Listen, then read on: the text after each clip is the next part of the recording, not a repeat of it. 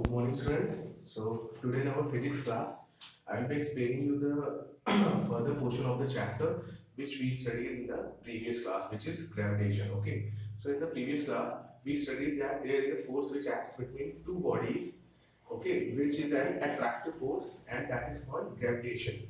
And who gave the law about the gravitation? It was Newton. So Newton told us that there is always an attractive force which acts between two bodies, and that is called gravitation. Okay, and he also gave a formula which is known as which is how to calculate the attractive force between any two bodies in the whole universe, and that was F equals to G into m1 into m2 upon r square. Okay, and m1 m2 was the weight of the mass of the bodies, of which we have to calculate the force between the attractive force between the bodies, and r square, or basically r was the distance between the center of those two bodies. Okay, so I will now continue with the chapter, and today we will study about the Kepler's law of planetary motion. Okay, so there was a scientist called Kepler. Okay, so he gave three laws about the how planets revolve or move around sun. Okay, so gave three laws which govern the motion of the planets around the sun.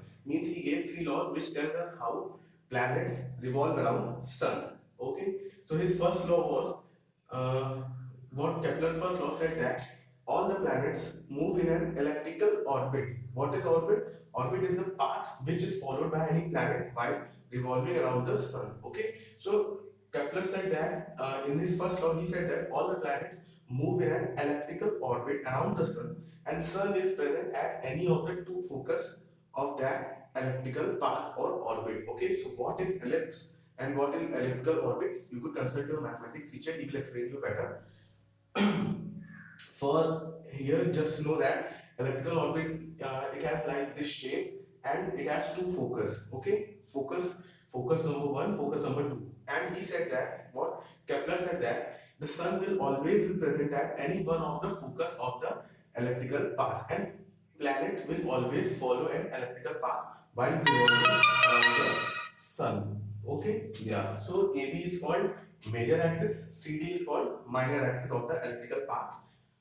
F1 and F2 are the two focus of the electrical path, and sun will always be present at any of these two focus. Okay. Now his second law, Kepler. What second law said that? Kepler said that when while revolving around the elliptical orbit, or while revolving around the sun, the planet will always follow an elliptical path. Okay, I should explain in Hindi कि जब भी ना planet आपका क्या करता है, revolve करता है सन के किनारे, तो वो इलेक्ट्रिकल एक ऑर्बिट फॉलो करता है. ठीक है, अभी इलेक्ट्रिकल ऑर्बिट करेंगे, सपोज पहले प्लैनेट यहाँ तक P1 पोजीशन पे, कुछ देर बाद ये यहाँ पर P2 पोजीशन पे रहा होगा, तो ये देखो यहाँ से आप इसके सेंटर से प्लैनेट के सेंटर तक देखोगे, तो एक एरिया एरिया क्या होता है सबको पता होगा ना, पेरीमीटर एरिया वेक्टर क्या होता है, पेरीमीटर होता है बाउंड्री की लेंथ, और एरिया क्या होता है कि उसके अंदर कितना बेसिकली कितना एरिया स्वीप किया है, मतलब कि कितना एरिया यहाँ पर अंदर प्लैनेट ने स्वीप किया है, मतलब यहाँ से यहाँ जाने में कितना एरिया चला है.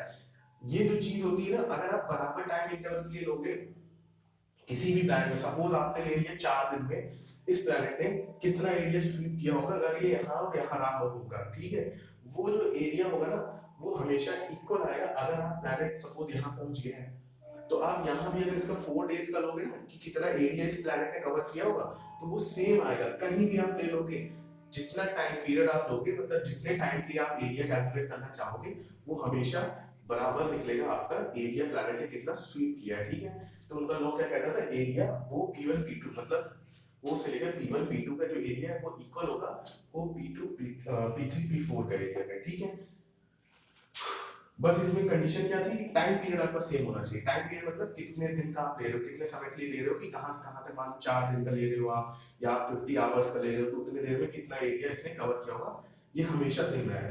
लेकिन हालांकि हम देख रहे हैं इलेक्ट्रिकल ऑर्बिट में, तभी तो ये प्लैनेट सन से काफी दूर है, यहाँ पर हम देख रहे हैं सन के काफी पास है.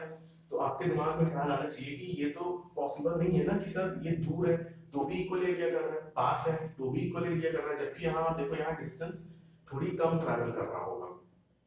बेसिक सी बात है, डिस्टेंस अगर दूर है तो देखो ये थोड़ा सा डायग्राम आपने स्ट्रेट अगर बनाओगे कि डिस्टेंस कम ट्रैवल किया है, लेकिन जब पास में है तो देखो डिस्टेंस थोड़ी ज्यादा ट्रैवल किया है, क्योंकि इसको एरिया क्या करना है, इक्वल स्वीप करना है, और टाइम भी आपका सेम है. इसका मतलब क्या है, यहाँ पर अगर ये ज्यादा डिस्टेंस ट्रैवल कर रहा है, टाइम उतना ही है, इसका मतलब 100% ये होगा कि इस प्लैनेट की स्पीड कुछ ना कुछ ज्यादा हुई होगी, तभी तो ये यहाँ से यहाँ इतनी तेजी से आया है। तो इससे क्या बात निकल के आती है कि जो स्पीड ऑफ द प्लैनेट होती है ना, जब वेन क्लोजर टू सन, मतलब जब ये प्लैनेट सन के पास होगा, नजदीक होगा, तो इसकी स्पीड तेज होगी, रेदर देन किसके कंपैरिजन में, जब ये प्लैनेट सन से दूर होगा तब इसकी स्पीड है, ठीक है। और ये कोई अलग प्लैनेट नहीं, ये P1 P2 पोजीशंस है, प्लैनेट सेम है, ऑर्बिट में मूव कर रहा है, अभी सन से दूर है, यहाँ एरिया कुछ इसने ट्रैवल किया, स्वीप किया, वो एरिया इक्वल होगा अगर यहाँ से यहाँ तक आप देखो और टाइम पीरियड आप सेम रखते हो, ठीक।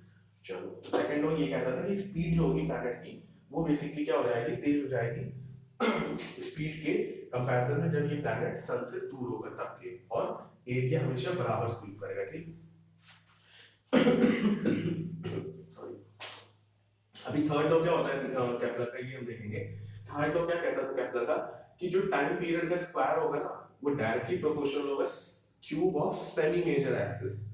अब ये थोड़े से मैथमेटिकल टर्म्स आ गए ना, इनके बारे में आप एक बार पूछ लेना, फिर मैथमेटिक्स टीचर से, वो आपको बता देंगे एलिप्स क्या होता है, एलिप्स क्या होता है, ठीक।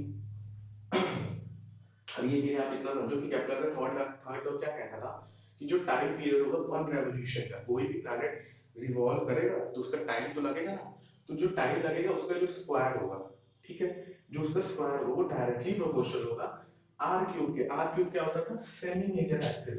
मेजर एक्सिस हमने क्या पढ़ा था, ए बी पढ़ी थी, मेजर एक्सिस, इसका सेमी, किसी भी चीज का सेमी मतलब होता है हाफ, मतलब कि ए बी अपॉन 2 कर दोगे आप, ठीक है।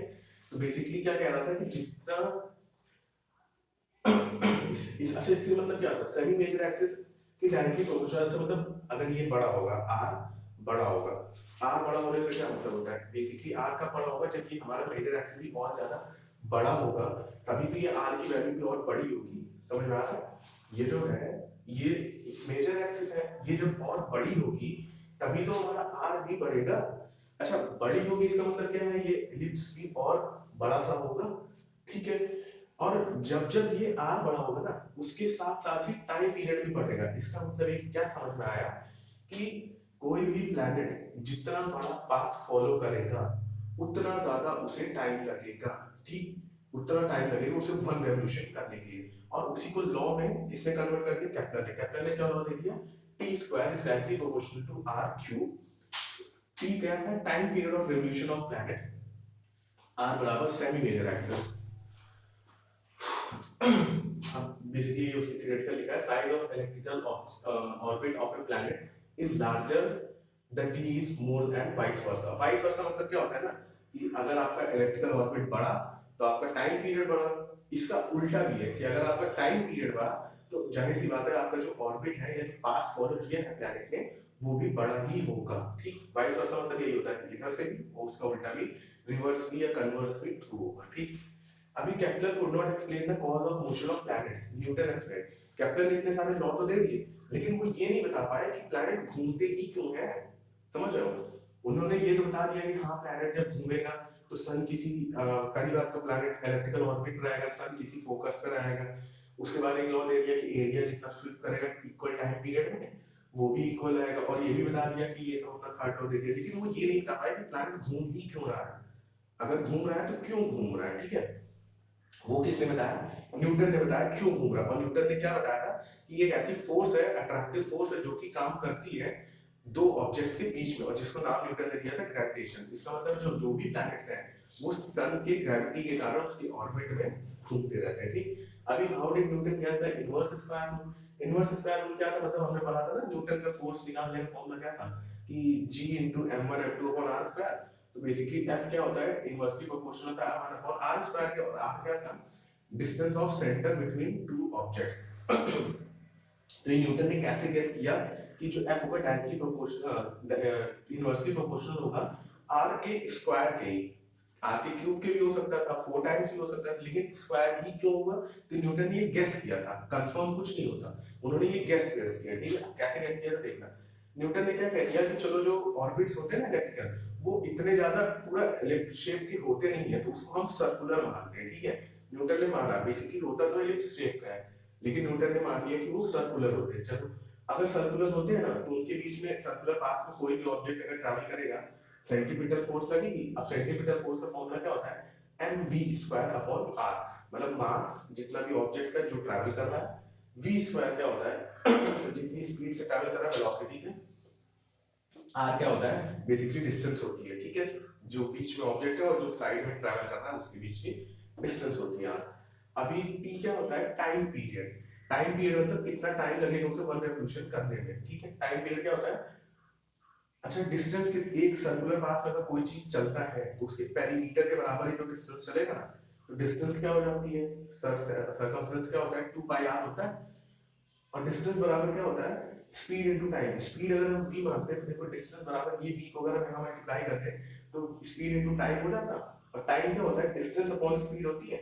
डिस्टेंस प्लैनेट ने कितना ट्रैवल किया अगर वो सर्कल में चलेगा, 2 पाई आर अपॉन उसकी स्पीड कितनी थी, v स्पीड थी, तो हमें क्या मिल गया, t बराबर क्या होगा 2 पाई आर अपॉन v, ठीक। अब अगर आप यहीं से देखना चाहो, आप v को इधर क्रॉस मल्टीप्लाई करो और t को इधर नीचे भेजो, तो v बराबर 2 पाई r अपॉन t आ जाएगा।